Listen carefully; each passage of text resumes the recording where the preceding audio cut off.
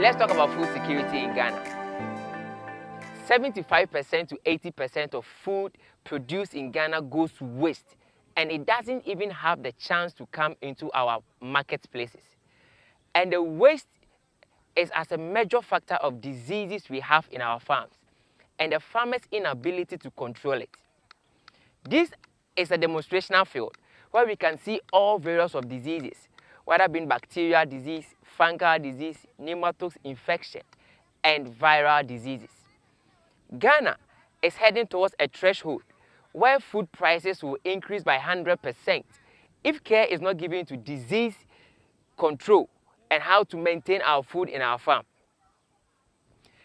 From January to March, Ghana imports 80,000 metric tons of tomatoes from Burkina, Italy, and Morocco. This is as a result of the farmers' inability to control blight disease on our farm. Let's talk about the tuber industry, the yams, which nematodes is a threat to the tuber industries, like yam. Let's also talk about bacterial diseases in maize, in our cereals, where Ghana is the bank of exporting cereals to other parts of the world. Now, the question is, who are we supposed to teach, and who are the agencies supposed to take care of all these educational models to the farmers? My name is Ebenezer, an assistant researcher in plant disease and control, having an MPhil in plant pathology. So today we are looking at nematodes infection and how to control them. So this is a typical example of solarization. They are turning out the soil so that the nematodes beneath the soil will come up so that the sun can also shine on them, and then their anatomy and morphology will be denatured. Hence, they can't survive the next planting. And on my left, this is a typical example of blight. This is early blight, and the whole farm is being affected with early blight. Hence, productivity is also affected. And it's going to cause the practical demonstrators and the field observers a huge amount of money where they have nothing to also harvest. So this is a practical demonstration where we want to control nematodes on the field. And we are going to plant what we call onions and bell pepper. And the nematodes infestation, which is Aphthalynchus, that affects the aerial parts of the soil, will be affected. Hence, these things should be done before we do our nursery or planting.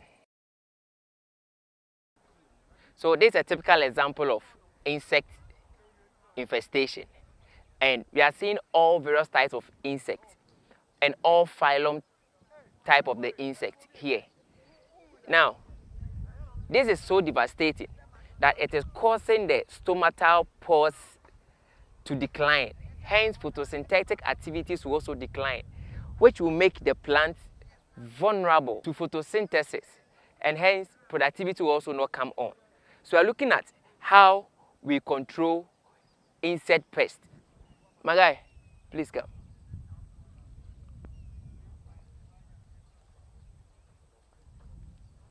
When was the last time you sprayed? We are not using any chemicals yet. Now that we are to apply the chemicals. You are not using any chemical yet. Yeah. So you are now about to apply the chemical. So how old is it?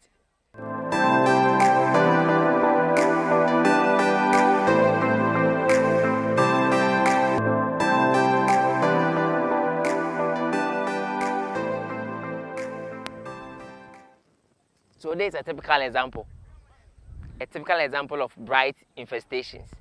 And we don't know the type of blight because there are several types of blight, either the Ortenera species or any of these species of the blight.